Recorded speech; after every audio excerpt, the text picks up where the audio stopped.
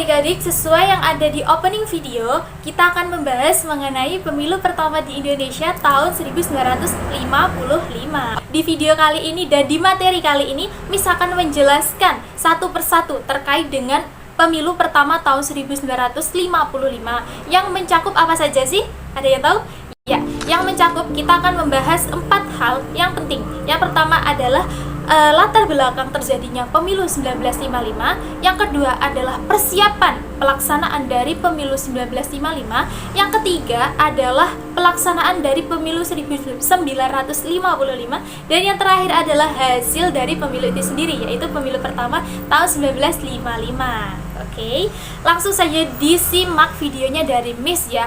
Oke, kita langsung ke pembahasan pertama, yaitu mengenai latar belakang terjadinya pemilu 1955. Salah satu ciri dari negara demokrasi adalah diadakannya pemilu.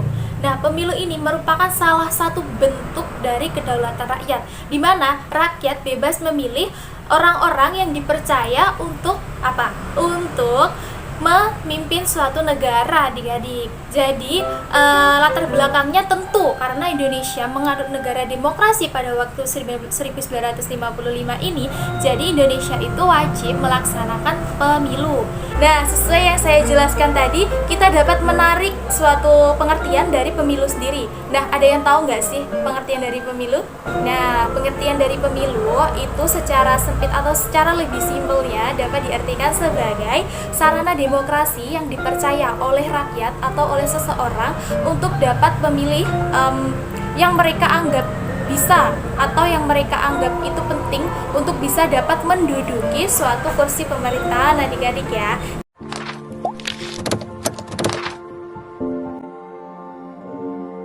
Oke, persiapan pemilu tahun 1955 ini kita bagi menjadi yang pertama, itu ada di dasar hukumnya. Dasar hukum dari pemilu 1955 ini adalah di Undang-Undang Nomor 7 tahun 1953 yang disahkan pada tanggal 4 April 1953 setelah konflik yang berkepanjangan antar parlemen.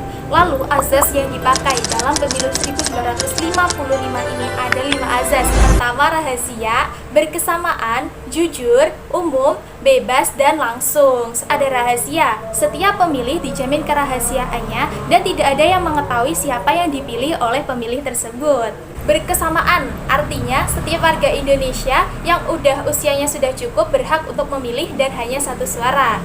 Jujur, yang berarti setiap pemilu harus dilaksanakan sesuai dengan peraturan yang berlaku dan harus dijamin setiap warga negara itu menggunakan haknya sesuai dengan peraturan yang ada, yaitu hanya satu suara saja. Umum, yaitu warga negara Indonesia sudah memenuhi persyaratan dan berhak untuk memilih, dan juga berhak memilih dan berhak untuk dipilih, adik-adik ya. Dan yang terakhir ada bebas dan langsung. Bebas itu pemilih bebas untuk memilih siapa saja.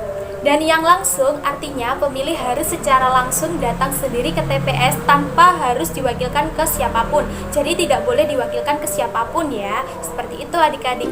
Dan langsung saja kita lanjut ke panitia persiapan dari pemilu 1955. Kita memasuki pembahasan yang kedua adik-adik, yaitu mengenai panitia persiapan pemilu 1955. Nah, ada 3 panitia inti dalam pemilu 1955 ini. Yang pertama yaitu Panitia Pemilihan Indonesia atau PPI, yang kedua ada Panitia Pemilihan, dan yang terakhir ada Panitia Pemungutan Suara atau PPS. Oke adik-adik, langsung saja kita lanjut ke pembahasan berikutnya mengenai peserta pemilu tahun 1955. Peserta pemilu tahun 1955, di mana pemilu pertama ini tidak hanya diikuti oleh partai saja loh. Faktanya, pesertanya boleh perorangan maupun per kelompok. Wah, menarik ya. Kenapa sih kok bisa begitu? Nah, karena pada waktu itu Indonesia menganut demokrasi liberal, yang dimana demokrasi ini juga berdampingan dengan kebebasan untuk dapat mencalonkan diri tanpa harus melalui partai loh adik-adik. Nah, untuk anggota DPR sendiri itu diikuti oleh 118 peserta loh adik-adik, yang dimana terdiri dari 36 partai politik, 34 anggota atau 34 anggota organisasi, dan sisanya yaitu 48 itu dibagi ke anggota perorangan. Untuk anggota DPR sendiri yang memperebutkan 260 kursi. Sedangkan untuk anggota konstituante sendiri diikuti oleh 39 partai politik, 23 organisasi massa, dan 29 sisanya yaitu untuk perorangan. Yang dimana untuk anggota konstituante sendiri itu memperebutkan sebanyak 520 kursi untuk anggota konstituante ya. Nah, lanjut lagi kita ke kampanye. Tentu media massa di sini sangat berperan penting dalam kampanye pemilu tahun 1955. Setiap anggota ini berhak untuk melakukan kampanye masing-masing adik-adik ya.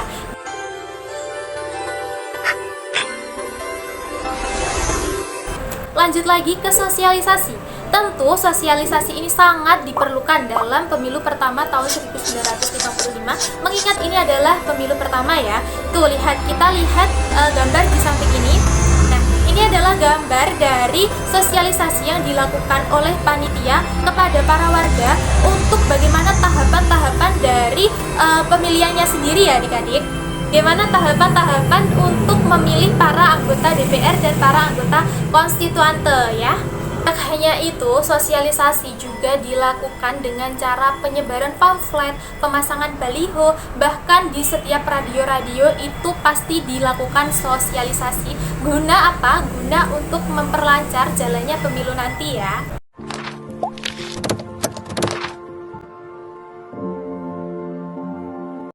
Pada tanggal 29 September 1955, di mana setiap warga harus datang ke TPS terdekat untuk melaksanakan pencoblosan untuk anggota DPR. Tentunya ada beberapa syarat yang harus dipenuhi agar setiap warga bisa mencoblos. Salah satunya adalah membawa surat pemberitahuan pencoblosan yang dikeluarkan oleh panitia. Jadi sebelum mencoblos, warga harus sedia nih suratnya dan looknya dan gambaran suratnya seperti ini nih. Tuh, gambarnya yang ada di samping ini ya. Tuh, kalian bisa lihat bentuk surat pemberitahuan pencoblosannya ini. Tentu selain itu ada beberapa ketertiban yang harus dipenuhi dan kalian harus simak video ini.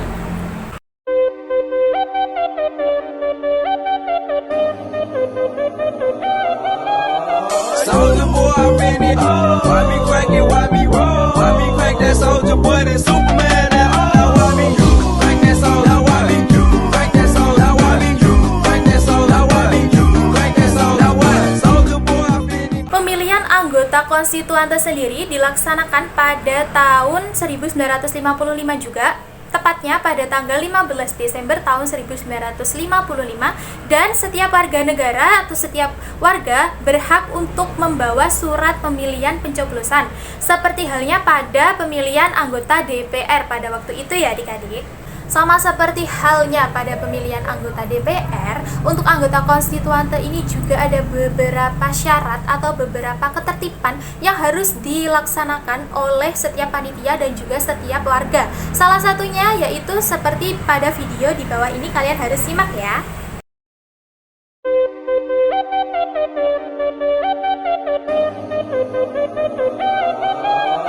Soldier boy, I'm in it. Why me crack it? Why me roll? Why me crack that soldier boy? That Superman? That why me crack that soldier? Why me crack that soldier? Why me crack that soldier? Why me crack that soldier? Why soldier boy, I'm in it. Yap, sampai akhirnya kita pada di penghujung pembahasan, yaitu hasil dari pemilu pertama tahun 1955 ini. Oke, hasil dari pemilu pertama tahun 1955 Miss akan tampilkan pada tabel. I got so motherfucking. Ya, ini adalah tabel hasil dari perolehan suara pemilu tahun 1955 untuk anggota DPR ya. Oke, yang pertama ada PNI yang memperoleh jumlah kursi di DPR sebanyak 57, diikuti dengan Masyumi sebanyak 57 juga, dan yang ketiga ada NU diikuti 45 kursi, yang keempat ada PKI ada 39 kursi, dan yang kelima ada PSII sebanyak 8 kursi. Oke, untuk selebihnya bisa kalian baca sendiri pada tabel ini ya adik-adik.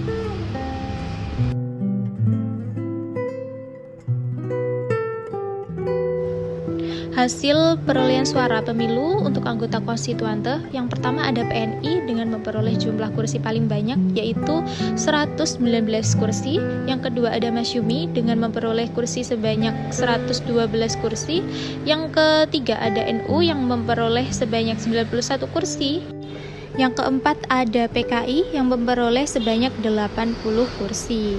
Yang kelima ada PSII yang memperoleh sebanyak 16 kursi. Selebihnya bisa kalian simak saja pada tabel ya. Oke, sekian penjelasan dari Miss mengenai pemilu pertama tahun 1955 di Indonesia, dan selamat bertemu di video pembelajaran sejarah selanjutnya. See you dan bye-bye.